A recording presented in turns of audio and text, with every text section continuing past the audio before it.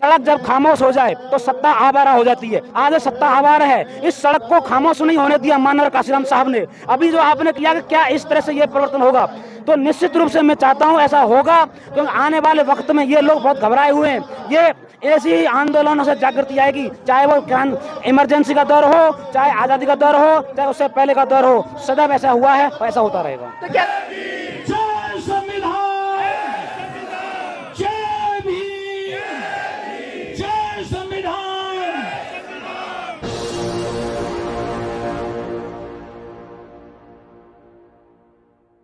गीता से चलता है ना चलता कुरान से, गीता से चलता है ना चलता कुरान से, देश तो चलता है परम पूज्य बाबा साहब के संविधान से।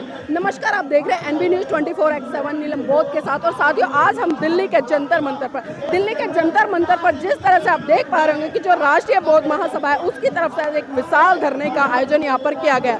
राष्ट्रीय बौद्ध महासभा की कई मांगे हैं और वो मांगे आज से नहीं बल्कि लगातार पिछले काफी सालों से वो लोग मांग कर रहे हैं कि जिस तरह से लोकतांत्रिक व्यवस्था में जो हक अधिकार आम जनता को मिलने चाहिए वो हक अधिकार आज नहीं मिल रहे, तो उन्हीं हक अधिकारों की मांग के लिए आज ये विशाल धरना यहाँ पर दिया गया।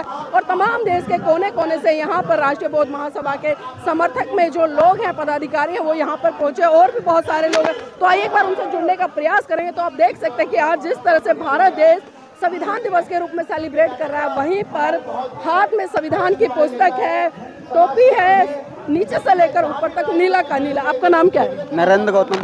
कहाँ से हैं? कन्नौज। कन्नौज से आए, तो किस लिए आए यहाँ पर? यहाँ आए हैं संविधान जयंती के लिए। ये बामन लोग कह रहे हैं कि संविधान चेंज कर देंगे, वो मुझे नहीं चेंज कर सकते हैं, वो संविधान क्या चेंज करेंगे? चेंज कैसे करते हैं, कैसे लग रहा है आपको? धर्मेंद्र शास्त्री कहता है कि मैंने संविधान बना दिया है, खाली लागू करना जरूरी है। तो आप क्या करेंगे अगर वो लोग इस तरह की बातें कर रहे हैं? तो क्या लगता है इस तरह के प्रदर्शन करने से, इस तरह के आंदोलन करने से, इस तरह के धरने करने से संविधान खत्म नहीं होगा? नहीं होगा, नहीं होगा। तो देखिए, लोगों की अपनी अपनी डिमांड है और भी लोग हैं, उनसे भी जुड़ने का प्रयास करेंगे और जानना चाहेंगे कि आखिर आज संविधान दिवस पर किन मांगों को लेकर डटे हुए हैं। भाई जी, नाम क्या है? जी मैं कन्नौज से। कहाँ से हैं? कन्नौज से। नाम क्या है? विशाल सिंह। विशाल सिंह जी, आज जिस तरह से धरना हो रहा है, तो क्या लगता है इस तरह के धरनों से जो भी आपकी समस्या है या जो भी आपकी डिमांड है वो पूरी हो पाएंगी? ये लोग कह रहे हैं कि संविधान बदला जाएगा। संविधान कैसे बदला जाएगा? बाबा साहब ने अपने बच्चों की कुर्बानियाँ दी हमारे लोगों के लिए, तो संविधान कैसे बदल जाएगा? ऐसा हो सकता है क्या संविधान बदल जाए? नहीं हो सकता। और ये संविधान दिवस से इसीलिए हम लोगों ने ये भीड़ इकट्ठा किया है, क्योंकि ये मतलब संविधान कैसे बदला जाएगा? नहीं बदला जा सकता।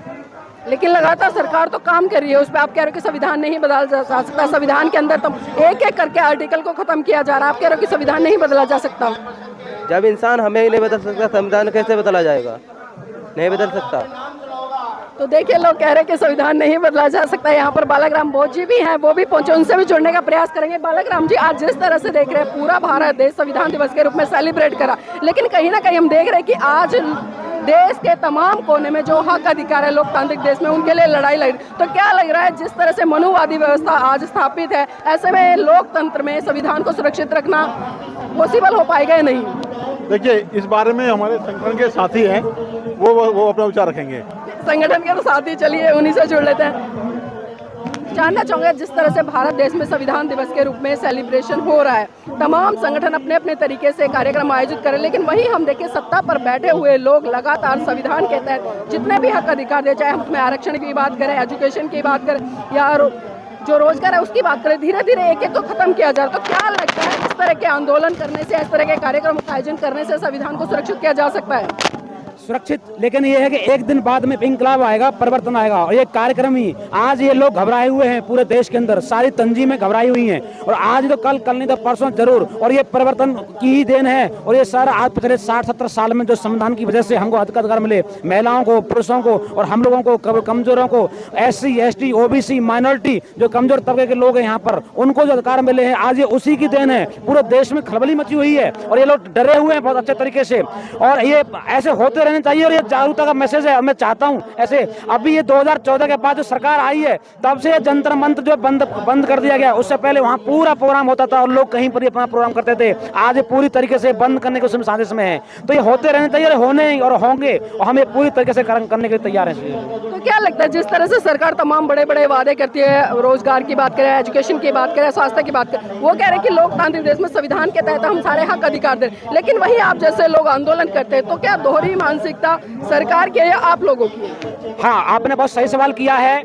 जब बाबा साहब जो एग्जीक्यूटिव काउंसिल, उसमें क्या नाम है, इंग्लैंड अंग्रेज लोग यहाँ थे तो एग्जीक्यूटिव काउंसिल में जो है मेंबर थे बाबा साहब। तो बाबा साहब जो प्लानिंग कमीशन चाहते थे और वो प्लानिंग कमीशन जो है इसमें अब तक देश की आज़ादी से अब तक था और 14 में आने के बाद में सरकार ने उसे बंद कर दिया 15 में। उसकी जब नीति लाए गए, सिर्फ नीतियां बनाओ और कुछ नहीं करो। प्लानिंग पहले टारगेट हुआ करते थे 5 साल के लिए ये काम हमको करना है, पहले से टारगेट हुआ करते थे, चाहे वो कृषि में हो, चाहे मजदूरों के लिए हो, चाहे गरीबों के लिए हो, चाहे जाति के लिए हो, चाहे शिक्षा के लिए हो। अभी यहाँ पर हमारा क्या नाम है कमीशन है, उस कमीशन ने जो 6% का क्या नाम है एजुकेशन बिल देने के लिए कहा था, अभी 1% से भी नीचे कर दिया गया है एजुकेशन बिल जो है। ऐसे ही स्वास्थ्य के लिए हमारा स्वास्थ्य पर जो है 28% टैक्स जाता है जीएसटी में और सिंगापुर में मात्र 7% जाता है। 4 गुना टैक्स जाने के बावजूद भी हमारे यहाँ पर शिक्षा और स्वास्थ्य फ्री नहीं है। तो ये सरकार जो ये चाह रही है, तो बाबा साहब ने जो काम किया है उसके एंटी काउंटर करने के बाद में ये काम कर रही है। तो पॉलिसियाँ प्लानिंग कमीशन को जानबूझ कर खत्म किया गया क्योंकि प्लानिंग कमीशन चाहते थे। तो बाबा साहब आपने जो काम किया है सरकार धीरे धीरे काम कर रही है और आप जैसे लोगों के माध्यम, चैनल के माध्यम से, और हम चाहते हैं कि ऐसे जगह जगह लोगों को हमारे पूरे देश के अंदर कोने कोने में सब लोगों तक, तो हर समाज के हर वर्ग, कमजोर, गरीब, मजदूर, किसान, सबके साथ में। अभी क्या नाम है रेड्डी कमीशन आया, उस कमीशन ने रिपोर्ट पेश करी 2014 के बाद में 6 गुना किसानों की हत्या बढ़ी है। ये रिपोर्ट मैंने क्या रिपोर्ट रेड्डी रिपोर्ट है, आप देख लीजिएगा। तो ये सारे काम हो रहे हैं ये सर। अच्छा, ये भी जानना चाहूंगी जिस तरह से तमाम लोग बात करते हैं कि संविधान बचाओ, संविधान बचाओ, ऐसी क्या समस्या है या ऐसा क्या खतरा है, क्या संविधान खतरे में है और क्या लगता है कि सत्ता के माध्यम से संविधान बचाया जा सकता है या इस तरह के आंदोलनों से? जी, बहुत बड़ी बात है। सड़क जब खामोश हो जाए तो सत्ता आवारा हो जाती है। आज सत्ता आवारा है, इस सड़क को खामोश नहीं होने दिया माननीय काशीराम साहब ने। अभी जो आपने किया कि क्या इस तरह से ये परिवर्तन होगा, तो निश्चित रूप से मैं चाहता हूं ऐसा होगा क्योंकि आने वाले वक्त में ये लोग बहुत घबराए हुए हैं। ये ऐसी आंदोलनों से जागृति आएगी, चाहे वो इमरजेंसी का दौर हो, चाहे आज़ादी का दौर हो, चाहे उससे पहले का दौर हो, सदैव ऐसा हुआ है और ऐसा होता रहेगा। तो क्या लगता है अभी 2024 में जो चुनाव है कितना प्रभाव पड़ेगा इस तरह के आंदोलनों से? ऐसे ही अरे प्रभाव नहीं, पूरा प्रभाव पड़ेगा और हम हर रोज पूरी तरह तैयार हैं। हमने कोने कोने में ऐसे लोगों को मैं ही नहीं, हम ऐसे भाइयों को कोने कोने में, गली गली, मोहल्ले, नुक्कड़, हर सड़क पर, चौराहे पर, घर में, बाहर, इधर उधर सारे लोगों, हजारों लाखों लोगों को तैयार करना हमारा मकसद है और 24 में इस सरकार को पूरी तरीके से परास्त, और ये परास्त हो रही है। परास्त किस तरह से करेंगे? जिस तरह से हम देख रहे हैं बहुजन समाज के तमाम संगठन आज जो एजुकेशन की बात करें, संगठन की बात करें, आंदोलन की बात करें, लेकिन वही जो सत्ता पक्ष है वो लगातार धर्म की बात कर रहा है। वो बात कर रहा है कि अगर हिंदू धर्म स्थापित होता है तो हम दोबारा से 24 में पूर्ण रूप से स्थापित होंगे। आपके चैनल के माध्यम से आपने जो बात करी है हिंदुत्व पर, इन लोगों पिछले 70 साल से, चाहे वो कांग्रेस हो चाहे बीजेपी हो, इसी पर राजनीति करते आ रहे हैं। अभी राहुल गांधी से एक भाई की मीटिंग हुई थी तो उसने तो कहा था कि इस पर धर्म का नाम लिया और जाति आधार जनगणना पर नाम लिया तो वो चुप हो गया, उस पर उसने काम नहीं किया। तो आज हम अपने आपके माध्यम से, चैनल के माध्यम से हर जाति के लोगों से हमारा आग्रह है और हर समाज हमारी पार्टी है जो मूल निवासी पार्टियां, SC ST OBC की, चाहे समाजवादी पार्टी हो, चाहे बहुजन समाज पार्टी हो, चाहे कोई और पार्टियां हो, चाहे बिहार में हो, बिहार में क्रांति देखिए, अभी तेलंगाना में देखिए प्रवीण जी ने कितना बड़ा क्या नाम है कारवां खड़ा कर दिया है। अभी बिहार, मध्य प्रदेश में और राजस्थान में ये सरकारें खत्म होने वाली हैं, लिख लेना। तो अभी हमारा आपके चैनल के माध्यम से उन सारे पार्टियों के लोगों से मेरा आग्रह है वो इकट्ठे हो जाए। अगर आज वो इकट्ठे नहीं हुए तो 24 के बाद में बोलने का भी मौका नहीं मिलेगा। तो मेरा सवाल है। चलिए ठीक है, हमारे साथ जुड़े आप, लेकिन और भी लोग हैं उनसे भी जुड़ने का।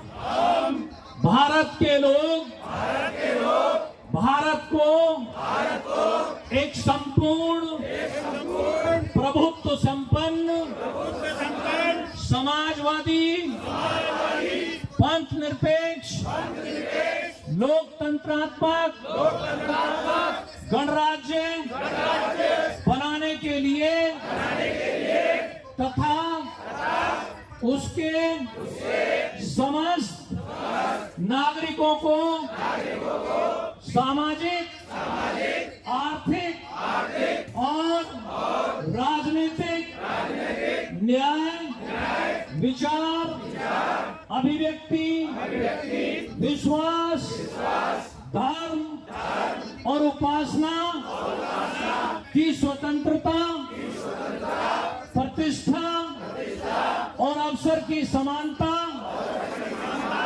प्राप्त कराने के लिए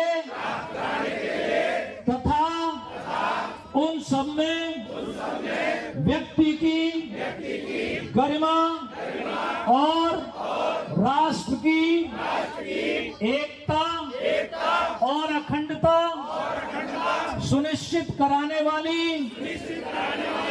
बंधुता बढ़ाने के लिए दृढ़ संकल्पित होकर अपनी संविधान सभा में आज